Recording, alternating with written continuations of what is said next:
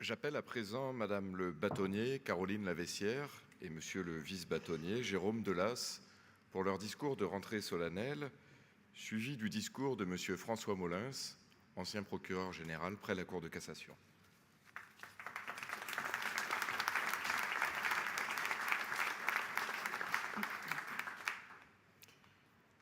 En ce moment d'incertitude, que peut signifier une rentrée solennelle? Pour Monsieur le vice-bâtonnier, Jérôme Delas et moi-même, qui avons l'honneur de conduire ce barreau, cette rentrée solennelle est une forme de résistance. Elle est l'occasion de dire notre identité singulière en ces temps et comment nous construisons notre destin. Et de le dire aux côtés de Monsieur François Molins, ancien procureur général près la Cour de cassation, que nous remercions d'avoir accepté notre invitation.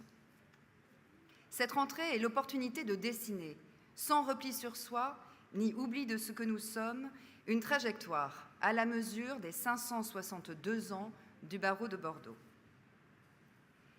Nous sommes d'abord profondément attachés à la défense de l'État de droit. Notre seul parti est celui de la justice, celui de la défense des droits et des libertés, toujours, et plus particulièrement en cette avant-veille. Nos droits et libertés tanguent. Dans un monde d'émotions et de réactions immédiates, dans un monde où désormais la parole décomplexée autorise certains à publier une liste des avocats à éliminer, nous ne nous laisserons jamais intimider. Vigilants à ces soubresauts, les avocats dénoncent, depuis plusieurs années, les reculs et les dérives, qu'ils concernent la profession ou une catégorie de justiciables. Multipliant les prises de parole, mais aussi les contributions et les recours. Le barreau de Bordeaux a pris sa part dans ce combat et continuera inlassablement. Nous avons récemment alerté sur une proposition de la commission sénatoriale sur le narcotrafic en France, visant à créer un dossier coffre, renfermant les actes d'enquête soustraits à la défense. Comment peut-on envisager de porter une atteinte aussi frontale aux droits de la défense et au principe d'un procès équitable? Nous sommes aussi préoccupés par l'augmentation des injures, menaces et violences contre les avocats et les magistrats, par la confusion fréquente entre l'avocat et son client, par les propos délétères de certains sur la défense. La compréhension de la place et du rôle de l'avocat et du magistrat dans une société démocratique se détériore sous nos yeux, s'abîme dans un flot de paroles médiatiques et de commentaires haineux. Face à ce recul, les avocats ont confiance dans la justice et ne cesseront de le dire. Prendre la parole ensemble, Monsieur François Molins, est une manière de le dire. Face à ce recul, le barreau de Bordeaux a repris, avec l'Université de droit que nous remercions à cette occasion, une réflexion menée par la profession il y a quelques années sur la constitutionnalisation de l'avocat. Loin de tout corporatisme, cette question porte un enjeu démocratique majeur pour le citoyen. Enjeu qui a été compris dans d'autres pays européens qui, à leur manière, gardent le gardien. Nous sommes également conscients de la responsabilité sociétale des avocats. Dans le plus grand département de France, le besoin de droit est immense dans tous les territoires. Les avocats assument une responsabilité essentielle dans l'accès au droit, avec près de 4000 consultations dispensées en 2023 sur une quinzaine de sites. Le barreau de Bordeaux ne cesse de tisser des partenariats très opérationnels avec de nombreux acteurs pour satisfaire ce besoin de droit. Et nous avons entamé, depuis janvier, une réflexion avec Monsieur le Préfet et les élus locaux pour un maillage plus efficace et plus égalitaire du territoire. Dans un même élan d'engagement, nous avons souhaité refondre complètement le dispositif de prise en charge des victimes en créant le dispositif AVA, Aide Victime Avocat, fondé sur un numéro d'urgence 24 heures sur 24, 7 jours sur 7, où toutes les victimes pourront avoir accès à un avocat intervenant en urgence, tant en matière pénale que civile, et formé de manière pluridisciplinaire. Ce dispositif, diffusé auprès de tous nos partenaires, notamment associatifs et ordinaux, doit également s'accompagner d'une campagne de communication grand public dès le mois de septembre. La responsabilité sociétale des avocats tient aussi à l'organisation de temps de réflexion sur la justice, qu'il s'agisse de l'événement dédié au combat de Robert Badinter que nous organiserons le 18 septembre prochain, jour anniversaire du vote de la loi d'abolition de la peine de mort en partenariat avec la ville de Bordeaux, du festival du film Justice et droits humains sur le thème de la liberté, des assises nationales, des avocats d'enfants, ou encore d'une journée d'échange dédiée à l'intelligence artificielle avec, nous l'espérons, toutes les juridictions locales. Enfin, conformément à l'article 719 du Code de procédure pénale, le bâtonnier et ses délégataires contrôlent les lieux de détention et de rétention. La responsabilité des avocats est de dénoncer et d'intervenir pour une amélioration urgente de la situation de surpopulation carcérale tout en maintenant les actions sportives et d'éloquence en prison. Très mal comprises du public, ces actions sont du devoir des avocats. Nous saisissons cette occasion pour témoigner à Monsieur le directeur interrégional des services pénitentiaires, Monsieur Franck Linares, et à Monsieur le directeur du centre pénitentiaire de Gradignan, Monsieur Arnaud Moumanex, du soutien indéfectible du barreau à vos personnels après les crimes abjects d'Incarville. Pour redire aussi à Monsieur Dominique Bruno combien son concours nous a été précieux durant ces années, à nos côtés, dans notre combat contre la surpopulation carcérale et les conditions indignes de détention. Nous perpétuons aussi une tradition de parole partagée avec les juges et les greffes bordelais.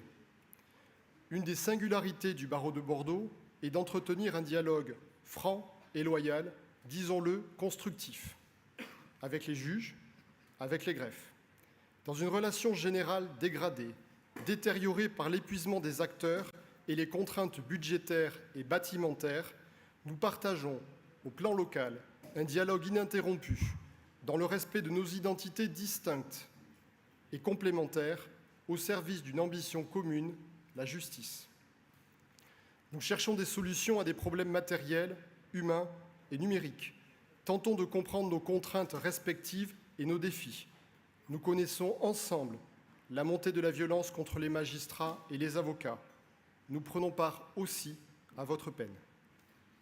Cela ne préserve pas toujours contre des comportements individuels regrettables, des attitudes stériles et des difficultés tenant à des organisations fragiles. Cela ne dispense pas de se dire ce qui ne va pas ou ce qui devrait être urgemment amélioré. Car la parole partagée n'est pas complaisante.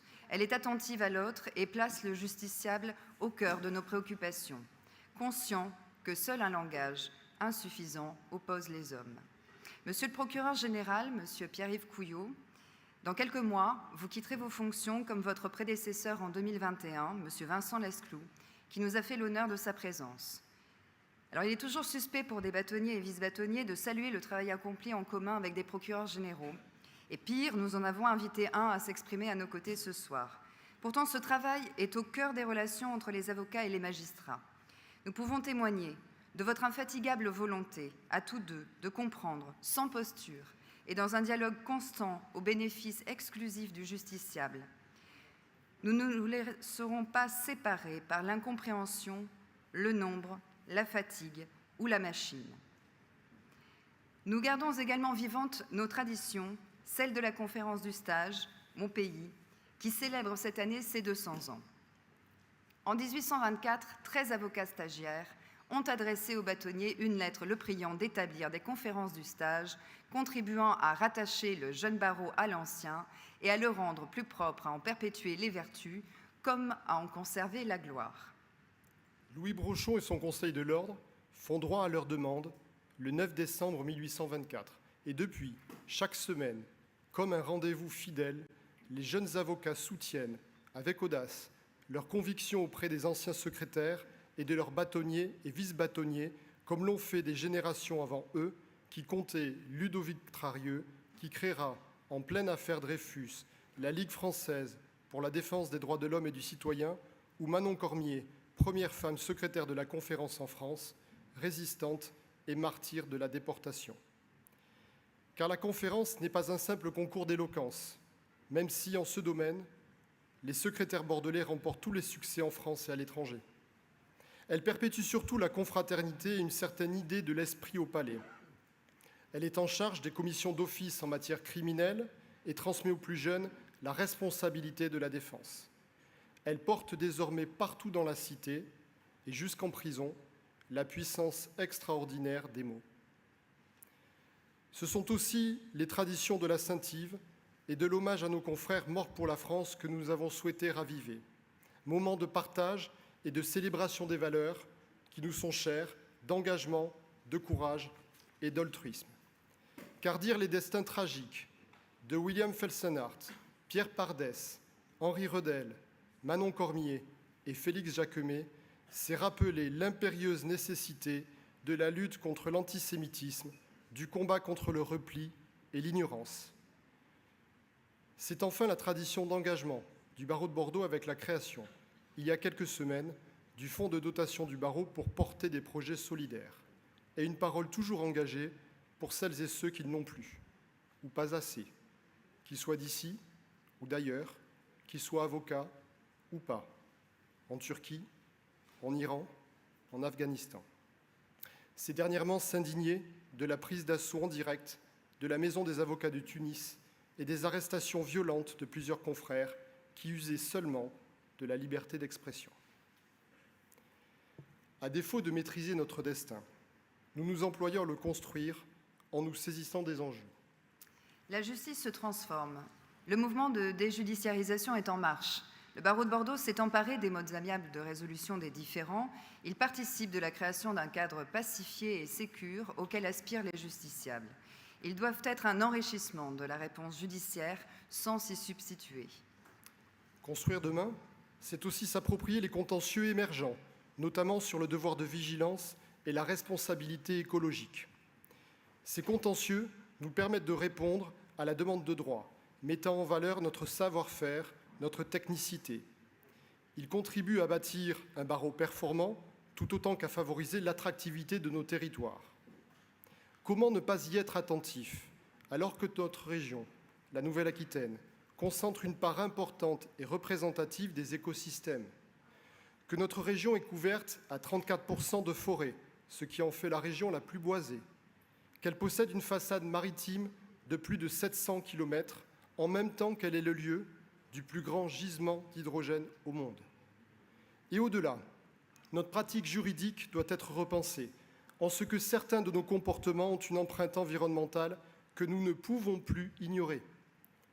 Le Conseil des barreaux européens, que le barreau de Bordeaux aura l'honneur d'accueillir en 2025, en marquant ses engagements en matière environnementale, nous invite à tenir compte des questions relatives à la crise climatique. Nous souhaitons faire du barreau de Bordeaux un partenaire responsable et durable. Construire demain, c'est aussi s'emparer de l'intelligence artificielle par et pour les avocats. Mais l'avocat de demain ne sera pas une intelligence artificielle. Elle ne remplacera pas l'avocat dans le nécessaire choix d'une stratégie juridique, dans la création d'une solution, dans l'innovation. Elle ne se substituera jamais aux liens humains noués avec les justiciables. Elle n'ira jamais tendre la main à celui qui n'y a pas accès. Ainsi, construire demain n'a pas de sens si ce n'est construire pour tous et avec tous. Comment ne pas évoquer Robert Badinter, disparu le 9 février dernier? L'abolition de la peine de mort reste son grand combat et beaucoup a été dit pour saluer son courage et l'héritage vertigineux qu'il nous a laissé. Monsieur François Molins, vous avez évoqué la disparition d'une conscience. Son apport à l'œuvre de justice est immense. Abolition de la peine de mort, dépénalisation de l'homosexualité, suppression de la Cour de sûreté de l'État, renforcement des droits des victimes et des personnes détenues, notamment. Il défendait avec courage les libertés menacées. Il combattait toute forme de fanatisme. Il invitait, à son image, à faire preuve en toutes circonstances d'une grande exigence intellectuelle et éthique. Il était animé par la conviction que la justice peut transformer la société. Il nous prouvait à chaque instant que l'état de droit n'est pas un acquis, qu'il se défend, qu'il se conquiert. Le barreau de Bordeaux entend perpétuer cet héritage, le défendre chaque jour dans notre exercice professionnel et collectivement dans notre engagement en faveur de l'égalité des droits. Notre présence lors de la marche des fiertés du 1er juin dernier, événement majeur pour visibiliser le combat pour l'égalité des droits, témoigne de la mobilisation des avocats dans la lutte contre les discriminations. Égalité des droits encore, grâce à la permanence handicap, à la création de laquelle nous travaillons. Car comme l'écrivait Saint-Exupéry, une démocratie doit être une fraternité, sinon c'est une imposture. C'est tout ceci qui fait que le barreau de Bordeaux fait nation. Non celle qui divise, mais celle qui rassemble. Non celle qui stigmatise, mais celle qui approuve. Non celle qui accable, mais celle qui encourage.